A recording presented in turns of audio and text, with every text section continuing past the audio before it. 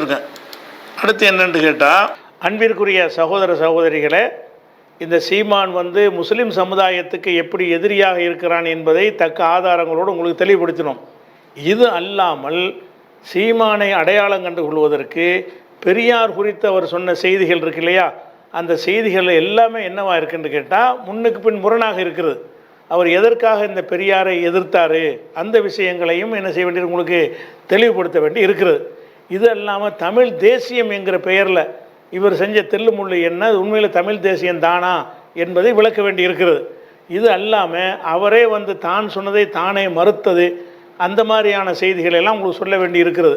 அவற்றை நம்ம ஒன்று ஒன்றா பார்க்கலாம். முதலாவது பார்க்க வேண்டிய விஷயம் என்னென்று கேட்டால், இந்த தமிழ் தேசியம் என்று அவர் சொல்கிறாரு, அதனுடைய அர்த்தம் என்ன இன்றைக்கு நம்ம பார்க்குறோம். நிறைய தமிழ் ஆர்வலர்கள்லாம் என்ன செய்கிறாங்கன்னா தமிழ் தேசியங்கிற வார்த்தையை யூஸ் பண்ணுறாங்க. தமிழ் தேசியம்னா அது ஒரு பயங்கரமான ஒரு சித்தாந்தத்தை போலவும் தமிழ் மக்களுக்கு நன்மை தருவது போலவும் நினைத்து கொண்டு சீமானை போலவே தமிழ் தேசியம் என்ற ஒரு வார்த்தையில் மயங்கி கிடக்கக்கூடிய பலரை நம்ம பார்க்குறோம். அப்படின்னா தமிழ் தேசியம் என்றால் என்னவென்று முதலில் நீங்கள் புரிந்து கொள்ள வேண்டும். தமிழ் தேசியம் என்றால் தனி நாடு என்று அர்த்தம். தமிழ் தேசியம் என்றால் தனித்தமிழ் நாடு என்று அர்த்தம். அந்த மாதிரியான அடிப்படையில் இவர் தமிழ் தேசியம் பேசுகிறாரா? பிரபாகரனை மையமாக வைத்துத்தானே அந்த தமிழ் தேசியத்தை கொண்டு வர்றாரு. பிரபாகரன் என்ன மாதிரி பிரச்சனையை கொண்டு வந்தாரோ அது மாதிரி செய்வதாக இருந்தால் இவர் என்ன செய்யணும்? தனித்தமிழ் நாடு என்று கேட்க வேண்டும். அதை அவர் கேட்கவில்லை என்பதை முதல்ல நீங்கள் ஆழமாக பதிவு பண்ணிக்கிறங்க. ரெண்டாவது விஷயமாக இவருடைய அந்த முரண்பாடுகள் என்று சொன்னால், ஒரு மனிதனை எடை போடுவது ஒரு அறிவாளியா, அவன் உண்மையாளன் தானா, அவன் நம்பிக்கைக்கு உகந்தவன் தானா, அவனை பின்பற்றலாமா, அவனுக்கு பின்னாடி போகலாமா, அவன் கருத்தை ஏற்றுக்கொள்ளலாமா என்பதெல்லாம் தீர்மானிப்பதற்கு அந்த தலைவன் எந்த அளவுக்கு முரண்பட்டு பேசுகிறான் என்பதில் தான் அந்த தீர்மானமே அடங்கி இருக்கிறது. சீமானை பொறுத்த வரைக்கும் அவர் முரண்பட்டு பேசியது என்பது பல வகைகள் இருக்கிறது. ஒரு வகை என்னவென்று சொன்னால், தனக்கு ஒரு நீதி மற்றவனுக்கு ஒரு நீதி என்ற முரண்பாடு. அவர் எதையெல்லாம் மக்களுக்கு சொன்னாரோ அதை மாற்றமாக அவரே செய்வார்.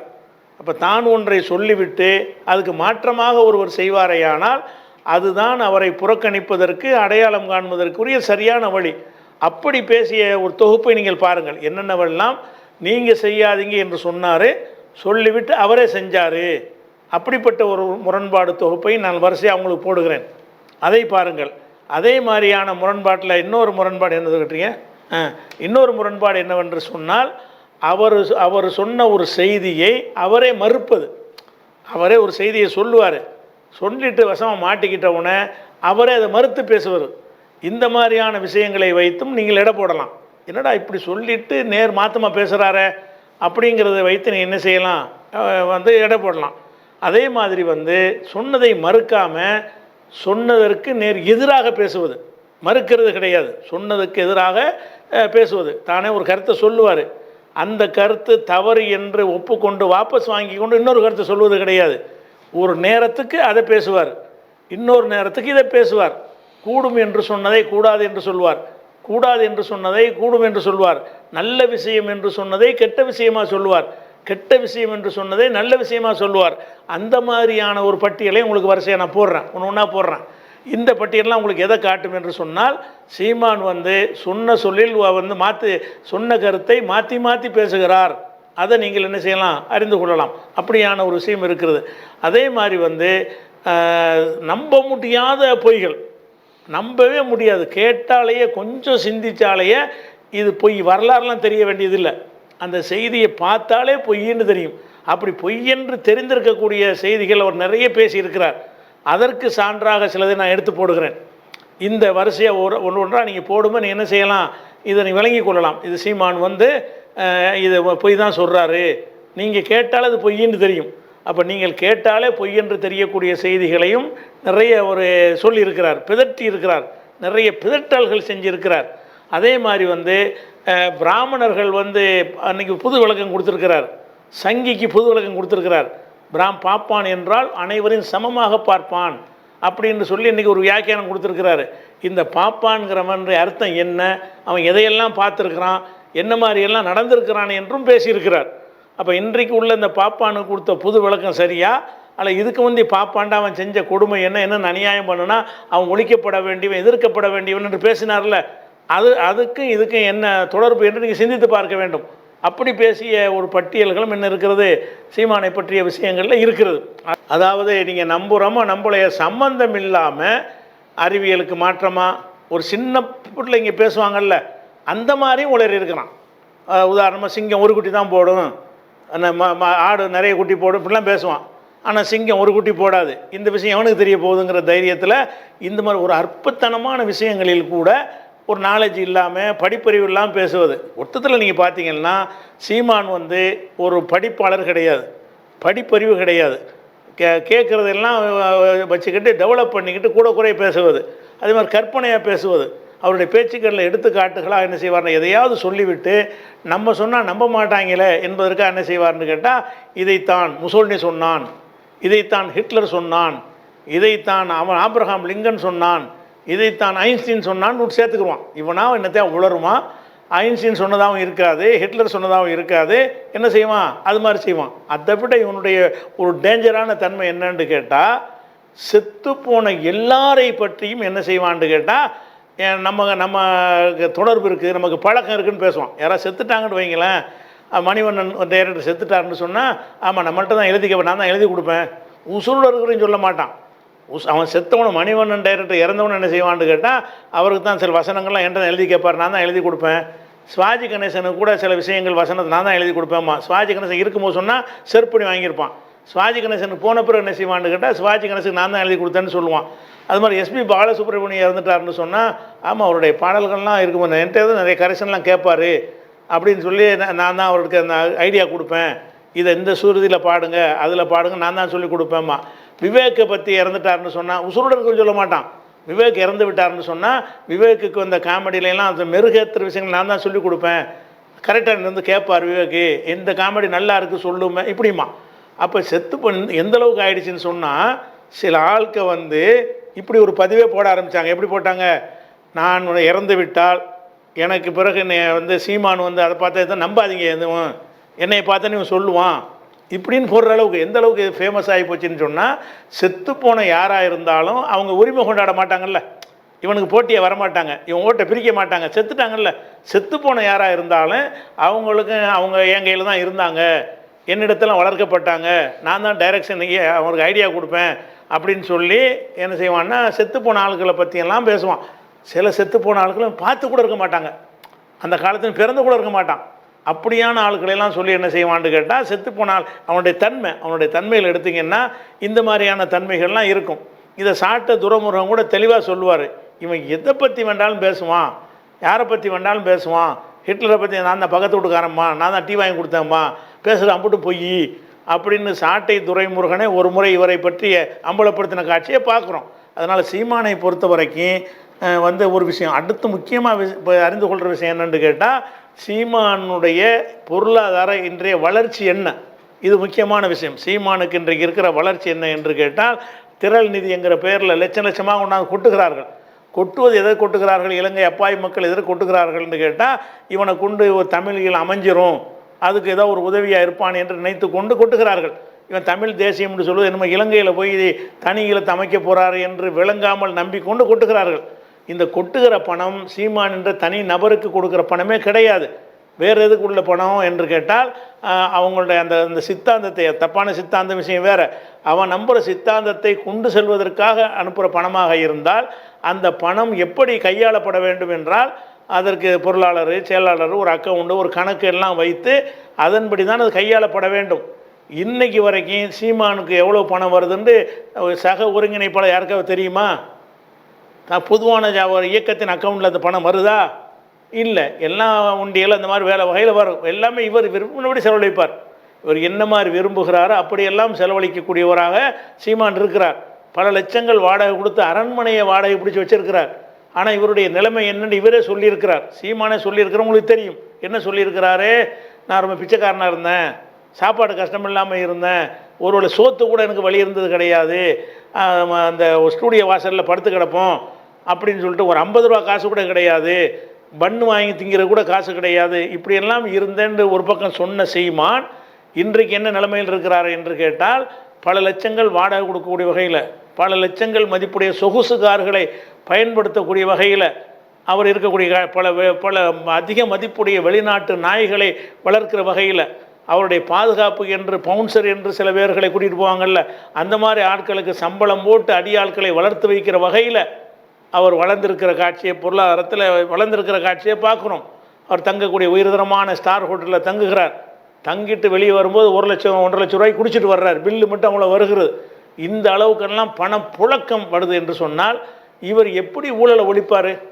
உனக்கு வரக்கூடிய நிதியே இயக்கத்துக்குன்னு தரக்கூடிய ஒரு நிதியை உன்னுடைய சொந்த பணமாக நினைத்து நீ என்ன நினைக்கிறாய் அதெல்லாம் செய்கிறாய்.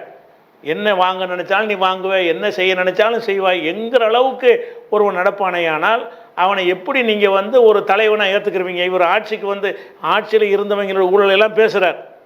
ஊழல் பண்ணியிருக்கிறாங்க. யாரும் ஊழல் பண்ணலைன்னு ஒருவரை பற்றி சொல்ல முடியாது. அது காங்கிரஸாக இருக்கட்டும், பிஜேபியாக இருக்கட்டும், திமுகவாக இருக்கட்டும், அதிமுகவாக இருக்கட்டும், எந்த ஒரு கட்சியாக இருந்தாலும், கெஜ்ரிவாலாக இருந்தாலும் சரி தான், ஊழலில் கூட குறையன்னு வருமே தவிர ஊழல் பண்ணாதவர்கள் இருக்க மாட்டார்கள். அந்த அரசியல்வாதிகளை அதை சொல்லிவிடுவார்கள். தேனை எடுத்தவன் புறங்கே நக்குவான், நக்காமல் இருக்க மாட்டான். தேனை எடுத்தான்னு சொன்னால் கையில் நெய் வழி, அது நக்காமல் இருப்பான். தேனை எடுத்து குடிக்காட்டா கூட புறங்கையில் வழிகிற தேனை நக்காமல் எவனாச்சும் இருக்கவா செய்வான். அதனால் ஊழல்ங்கிறது இருந்தே தீரும் என்கிற ஒரு விஷயம்.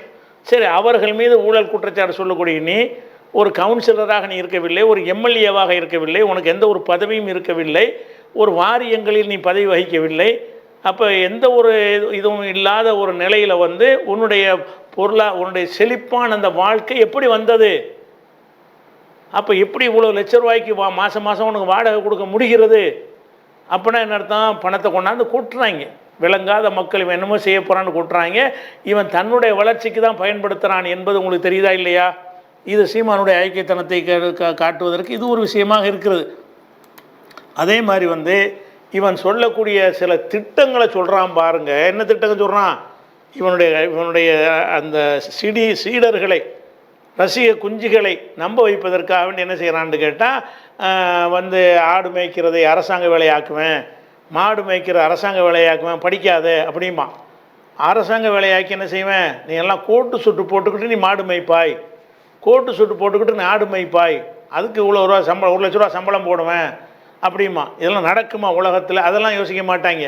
அதே மாதிரி நீ சம்பாதிக்கவே இல்லாமல் தான் நான் வீட்டில் தான் இருப்பேன்னு சொன்னாய். ஆனால் உன்னை வீட்டில் இருக்க வச்சு உனக்கு மாதம் மாதம் வேணுங்கிறத தருவேன், நவ தானியங்களையும் கொண்டாந்து கொட்டுவேன். உனக்கு அரிசி வேணுமா, கோதுமை வேணுமா, கம்பு வேணுமா, கேழ்வரகு வேணுமா, அல்லது என்னென்ன வேணும்னு சொல்லுகிறாயோ அதெல்லாம் கொண்டாந்து உனக்கு தருவேன் அப்படின்னு சொல்லி நம்ப முடியாத விஷயங்களை எல்லாம் என்ன செய்வான்னு கேட்டால் மக்களுக்கு செய்வேன்னு சொல்லுவான். எந்தளவுக்கு செய்வான்னு கேட்டால், ஒருத்தன் மாடு வளர்த்து ஒரு நாளைக்கு 30,000 ரூபா சம்பாதிக்கிறாங்கிறான். இதெல்லாம் நம்ப வைக்கிறது. அப்போ என்ன நினச்சிட்டு இருக்காங்கன்னு கேட்டால், நம்ம படிக்காட்டாலும் பரவாயில்லை, நம்ம மாடு வளர்த்த சம்பாதிக்கலான்னு சீமான் அரசாங்க வேலையை ஆக்கிற போகிறாரு. அதனால் ஒரு மாடை வாங்கி வச்சுக்கிட்டோம்னா மாதம் 30,000, ஒரு நாளைக்கு 30,000 ரூபா. ஒரு நாளைக்கு 30,000 ரூபான்னா மாதம் என்ன ஆகுது? 90 லட்சம் ரூபா ஆகுதா? 1 கோடி ரூபா ஆகுது. அப்போ மாதத்துக்கு 1 கோடி ரூபா ஒரு மாட்டில் சம்பாதிக்கலான்னு உலகத்தில் எந்த நாட்டில் உள்ள பொருளாதார நிபுணரும் சொல்லாத ஒரு பயங்கர தத்துவத்தை கொண்டாந்து சொல்லுவான். இவங்க என்ன செய்வாங்க? நமக்கு உழைக்காமலே வரப்போகிறது, மாட்டில் வரப்போகிறது, ஆடு மேய்க்கிறது எல்லாம் நம்ம படிக்கலாம் தேவையில்லை, கண்ணா பின்னான்னு தாறுமாற சுற்றுவோம், இவனை மாதிரி குடிச்சிட்டு அலைவோம். என்னவா இருந்தாலும் நமக்கு அரசாங்க வேலை, எல்லாம் அரசாங்க வேலை. இது அரசாங்க வேலை, குப்பை அள்ளுறது அரசாங்க வேலையாக இருக்கிற மாதிரி இவர் ஆட்சியில் என்ன அரசாங்க வேலையாக வரேன்? கோழி வளர்க்குற அரசாங்க வேலை, ஆடு வளர்க்குற அரசாங்க வேலை, மாடு வளர்த்த அரசாங்க வேலை, பால் கறந்து விற்கிறது அரசாங்க வேலை, எல்லாம் அரசாங்கத்தின் வேலையாக்கிடுவான். நீங்கள் ஒரு மாட்டை வச்சு பால் கறந்தீங்கன்னு சொன்னால் நீங்கள் அரசு ஊழியர் ஆயிடுவீங்க. அரசு ஊழியருக்குரிய அதே போனஸ் எல்லாமே உங்களுக்கு கிடைக்கும். இதெல்லாம் செய்கிறது தான் எத்தனை ஆயிரம் கோடி வேணுமோ இருக்கிறது செய்கிறதுக்கு முடியாமல் அரசாங்கம் திணறிக்கொண்டு வெளிநாடுகள்லேருந்து கடனை வாங்கி கொண்டு இருக்கிறாங்க. நாளுக்கு நாள் கடன் ஏறிக்கொண்டே போகிறது.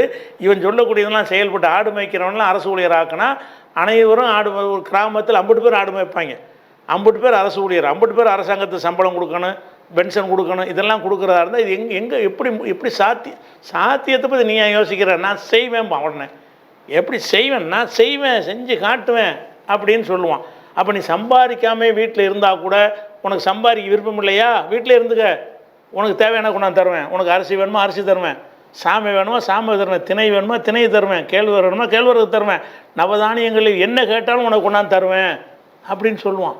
அப்போ இது நம்புகிறாங்களா நம்ப மாட்டேன் அதெல்லாம் கிடையாது. இவன் கற்பனையில் வாழ வைக்கிறான். இந்த மக்களையெல்லாம் என்ன செய்கிறான்னு கேட்டால், நம்ம சீமான் வந்து உன்னை பாலாரும் தேனாரும் கூட போகிறது, நம்ம இவனுக்கு விசில் அடிச்சுக்கிட்டு இருந்தாலே போதும், ஆட்சிக்கு வந்தவொடனே என்ன செஞ்சிடறேன், நம்மளுக்கு ஏதாவது ஒரு ஆடு மாடு மேய்க்கிற ஒரு அரசு வேலையாவது கிடைச்சிடும், நம்ம படிப்புலாம் குவாலிஃபிகேஷன் படிப்பு என்னத்துக்கு படிப்புங்கிறான். ஆனால் இவன் பிள்ளைய படிக்க வைப்பான், ஆங்கில கல்வியில் படிக்க வைப்பான், படிக்க வச்சுட்டு உன்னையே படிக்காதேம்மா, படிக்காதேன்றே பிரச்சாரம் பண்ணுறான், குடிச்சிட்டு திரின்னு பிரச்சாரம் பண்ணுறான். அப்போ இந்த மாதிரியான ஒருவனை நீங்கள் வந்து தலைவனாக ஏற்றுக்கொண்டு இருந்தீர்களே ஆனால் அது நாடு என்ன கதிக்கு ஆகும் என்று செய்யணும், சிந்தித்து பார்க்கணும். சில சாதாரண விஷயங்களை எல்லாம் இவனுக்கு மண்டையில் ஒரு விதமான நோய் இருக்குது, நெசமாக சொல்கிறேன். இவனுக்கு கண்டிப்பாக ஒரு மனநோய் இருக்குது. என்ன மனநோயின்னு கேட்டால், இவனை சுற்றி எது நடந்தாலும் நம்மளை புகழ்கிறதுக்கு பாராட்டுறதுக்கு தான் நடக்குன்னு நினச்சிக்கிடுவான். ஒரு விமானத்தில் ஏறினானா, விமான பெண்ணுக்கு போனோன்னே வணக்கம்ட்டாலும் அவள் வணக்கம்ட்டாலாம், என்னை எப்படி தெரிஞ்சாலும் தெரியல, ஆச்சரியப்படுறான். அட கூறு கட்டவொன்னே பிச்சைக்காரன் போனாலும் வணக்கம் சொல்லுவாவ.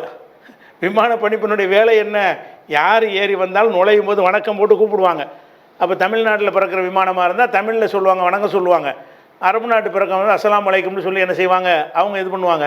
ஆங்கில விமானங்களாக இருந்தால் குட் மார்னிங்னு சொல்லி கூப்பிடுவாங்க. இது தெரிஞ்சிருக்குன்னு அவசியம் கிடையாது. இவன் நினச்சிக்கிட்டான்னா, நம்ம விமானத்தில் ஏறுறோம், நம்மளுக்கு வணக்கம் வைக்கிறாள், நம்ம எவ்வளோ பெரிய அறிமுகம் ஆகிட்டோம் உலகத்துக்கெல்லாம், எப்படி கற்பனையில் வாழ்கிறான்னு பாருங்கள். நம்ம உலகத்துக்கெல்லாம் எப்படி ஃபேமஸ் ஆகிட்டோம், நம்ம ஏறணும். நமக்கு போய் ஒரு விமானத்தில் உள்ள பணிப்பணி என்னை சீமாண்டு ஒரு ஆள் இருக்கான்னு தெரிந்து கொண்டு ஆஸ்திரேலிய விமானத்திலேருந்து வந்த ஒரு பெண் வந்து எனக்கு வணக்கம் சொல்கிறாள் என்றால் சாதாரண விஷயமா, நான் எவ்வளோ ஃபேமஸ் ஆகிட்டேன் தெரியுமான்னு இப்படி தன்னையை பற்றி இப்படியான ஒரு பில்டப் சொல்லக்கூடிய ஒரு காட்சிகள்லாம் நீங்கள் பார்ப்பீங்க. அதை விட என்ன செய்வான்னு கேட்டால், இவன் ரசிகராக யாரெல்லாம் இருக்காங்கன்னு கேட்டால் அதை சொல்லுவான். தன்னையை பற்றி ஒரு பில்டப் கொடுக்குறதே ஒருத்தன் செஞ்சாட்டா நோயாளி தான் அவன். அவனை பற்றி அடுத்தவங்க 4 விஷயம் நல்லது சொல்லி பாராட்டினா பரவாயில்லை. இவன் என்ன செய்வான்னா, தன்னையை பற்றி ஒரு பையன் என்ன செஞ்சானா, போர்வையை போத்திக்கிட்டு படுத்து கிடந்தான் மகன். என்னடா போர்வைக்குள்ளே இருந்துக்கிட்டு ஃபோனை யூஸ் பண்ணிகிட்டு இருக்கானு விலைக்கு பார்த்தா சீமானுடைய உரை ஓடுதான். அதை கேட்டுட்டு இருக்கானா சின்ன வயசு பையன், சின்ன வயசு 10 வயசு பையன் என்ன செய்கிறான், எனக்கு ரசிகனாக இருக்காங்கிறான். அதே மாதிரி ஒரு ஜெர்மனுக்கு போனானா, ஜெர்மனில் ஒரு டீ கடையில் ஒரு ஜெர்மன்காரன் வந்துக்கிட்டு சீமான் என்னை பார்த்தவொன்னே, நீங்கள் சீமான் தானேன்றான், உனக்கு எப்படி தெரியும், இல்லை நான் உங்கள் உரையெல்லாம் கேட்டிருக்கிறேன். இவன் ஜெர்மன்காரன், எப்படி கேட்டிருக்கிறேன், இல்லை புலிகளுடைய இந்த உரையெல்லாம் நான் கேட்பேன், அதை வச்சு கொஞ்சம் எனக்கு தமிழ் புரியும், உங்கள் உரையை தான் ரொம்ப கேட்பேன் அப்படின்னு சொல்லிட்டு ஜெர்மன்காரன் இவனுக்கு ரசிகனாக இருக்கானா. இப்படின்னு சொல்லி உலகத்தில் உள்ள எல்லாரும் என்னையை தான் ரசிக்கிறாங்க என்று தன்னை பற்றி 7 கோடி பேர் டிக்டாக்ல இருக்கிற மாதிரி எல்லாமே நான் தான், என்னை பற்றி தெரியாதவர்கள் யாரும் கிடையாதுன்னு இவனாக ஒரு பிம்பத்தை கட்டி கொண்டு அதை உங்கள் மண்டையில் இறக்குறான். அவன் அப்படி நினைக்கிறானா, உங்களே அப்படி நினைக்க வைக்கிறான். அப்போ சாதாரண விஷயங்கள் எல்லாருக்கும் நடக்கக்கூடிய விஷயங்களை எல்லாம் கூட இவனுக்கு தனக்குரிய பெருமைக்குரியதாக கருதக்கூடிய ஒரு காட்சியெல்லாம் பார்க்குறோம். அதே மாதிரி இப்படி ஒரு தீய சக்தி தமிழ்நாட்டில் இருக்கலாமா, இவனுக்கு ஒரே ஒருத்தனாவது ஆதரவாக இருக்கலாமா, இவன் சுத்தமாக துடைத்து ஒளித்தெறியப்பட வேண்டிய தீய சக்தியா, அல்லது வரவேற்கத்தக்கவனா, மற்ற கட்சிகளை போல இவனை கருத இயலுமா, ஒரு காங்கிரஸை போலவோ திமுகவை போலவோ அதிமுகவை போலவோ ஒரு கம்யூனிஸ்டை போலவோ ஒரு தேமுதிகவை போல ஒரு பாட்டாளி மக்கள் கட்சியை போலவோ அல்லது இவனை பிஜேபியை போல கூட இவனை கருதக்கூடாது. அதை விட மோசமானவனா உங்களுக்கு தெரியறானா இல்லையா?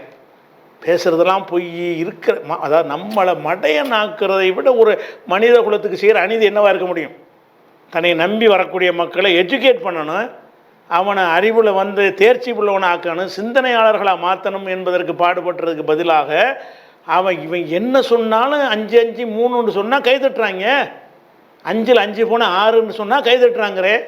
அப்போ இவன் என்ன சொன்னாலும் ஒன்று விசிறடிக்கிறான் கைதட்டுறான் என்று சொன்னால் மனித குலத்துக்கு இவன் செய்கிற அளவுக்கு அநீதி யாராவது செஞ்சுருக்காங்களா? இவன் செய்கிற இவ்வளவு புழுகு மூட்டைக்கும் கைதட்டுறார்கள் என்று சொன்னால் இவனால் எவ்வளோ பெரிய ஒரு சமுதாயம் மனித குலம் எவ்வளோ பெரிய பாதாளத்தை நோக்கி போய் கொண்டிருக்கிறது. இப்படிப்பட்டவன் எதை பற்றி சிந்திப்பான்? அவனுக்கு என்ன தெரியும், நாட்டை பற்றி உலகத்தை பற்றி என்ன தெரியும்? சீமான் மட்டும்தான் தெரியும். அவன் சீமான் உலர்னது பூராவுமே தத்துவமாகவும் ஒரு அறிவாகவும் விஞ்ஞானமாகவும் கருதக்கூடிய வகையில் ஒரு கூட்டத்தை உருவாக்கி வைத்திருக்கிறானே, இந்த ஒரு காரணத்துக்காக நம்ம ஒழிக்கணுமா இல்லையா? அதனால் நீங்கள் சிந்திச்சு பாருங்கள். நான் சொல்லதுன்னா நானாக சொல்லிட்டு போகவில்லை, ஒன்றுக்கு ஆதாரம் இருக்குது. அனைத்தையும் போட முடியாதனால தொட்டு காட்டுற மாதிரி தான் உங்களுக்கு சில விஷயங்களை போட்டு காட்டியிருக்கிறோம். அந்த விஷயங்களில் இருந்து நீங்கள் என்ன செய்யணும், நீங்கள் சிந்தித்து பார்த்து இவன் ஒரு டேஞ்சரான ஒரு ஆள், கட்டுகளோ கூட பொருளாதார ரீதியாக உதவி செய்யக்கூடாது, என்ன தான் பேசுகிறான்னு கேட்பதற்கும் நீங்கள் போகக்கூடாது, அது ஒரு ஆதரவாகிவிடும். இவன் என்ன பேசுகிறான் என்று கேட்பதற்காக கூட என்ன செய்யக்கூடாது, நம்ம கூட்டத்துக்கு போகிறது அதெல்லாம் வச்சுக்கிறவே கூடாது. நம்ம குடும்பத்தில் யாராவது இவன் பக்கம் இருப்பார்களே ஆனால் இவனை கண்டிப்பாக மெண்டல் ஆக்கிடுவான், இவன் படிப்பற்றவன் ஆக்கிடுவான், மூளையற்றவன் ஆக்கிடுவான், சிந்தனையற்றவன் ஆக்கிடுவான்னு பயந்து அந்த பிள்ளைகளை நீங்கள் வென்றெடுக்க வேண்டும். உரிய கவுன்சிலிங் கொடுத்து என்ன செய்யணும், இந்த கிறுக்கனுக்கு பின்னாடி போகாதீங்க, இவன் என்ன வேணாலும் சொல்லுவான், நினச்சதையெல்லாம் பேசுவான், எந்த ஒரு கொள்கை கோட்பாடு சித்தாந்தம் எதுவும் கிடையாது. இவன் பேசின கொள்கையை எடுத்து பார்த்தீங்கன்னு சொன்னால் ஒரு கொள்கையிலும் இருந்தது கிடையாது. எல்லாத்தையும் மாற்றி மாற்றி மாற்றி மாற்றிக்கிட்டு என்னடா கொள்கை, நினைச்சது என் கொள்கை, நான் இப்போ எதை நினைக்கிறேனோ அது என் கொள்கை, நாளைக்கு எதை நினைக்கிறேனோ அது கொள்கை என்று நடக்கிறானா இல்லை என்பதை நீங்கள் என்ன செய்யணும், சிந்தித்து பார்க்க வேண்டும்.